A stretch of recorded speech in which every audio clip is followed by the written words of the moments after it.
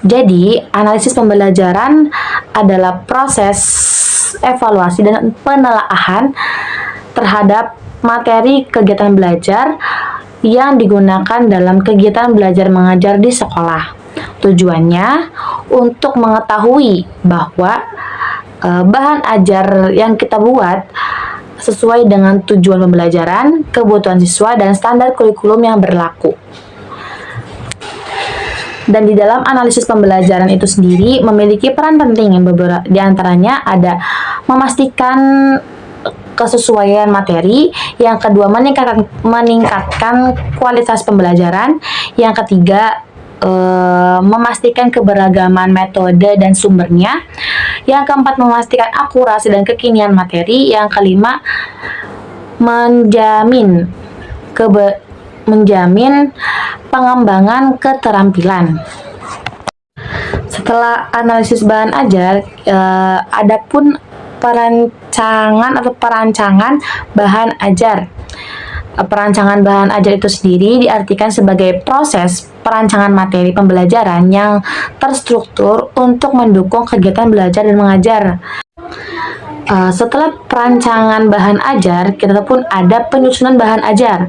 Penyusunan bahan ajar itu sendiri diartikan sebagai proses menyiapkan dan menyusun materi yang akan digunakan dalam proses belajar mengajar di sekolah. Selanjutnya, setelah kita penyusunan bahan ajar itu ada evaluasi bahan ajar.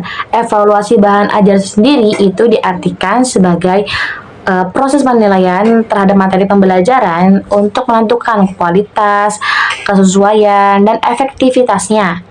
Evaluasi ini juga sangat penting untuk memastikan bahwa bahan ajar yang kita gunakan di sekolah apakah relevan, bermanfaat, dan sesuai dengan kebutuhan peserta didik ataupun tidak.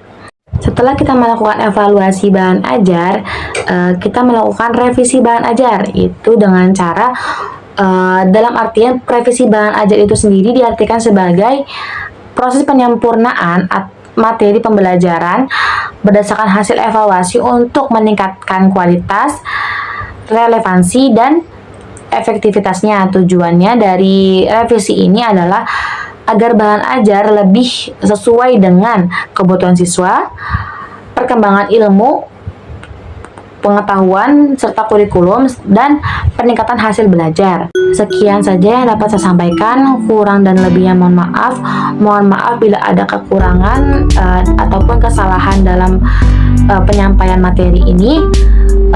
Semoga apa yang saya sampaikan itu bisa bermanfaat bagi teman-teman. Wallahul muwaffiq ila aqwamit thoriq. Wassalamualaikum warahmatullahi wabarakatuh.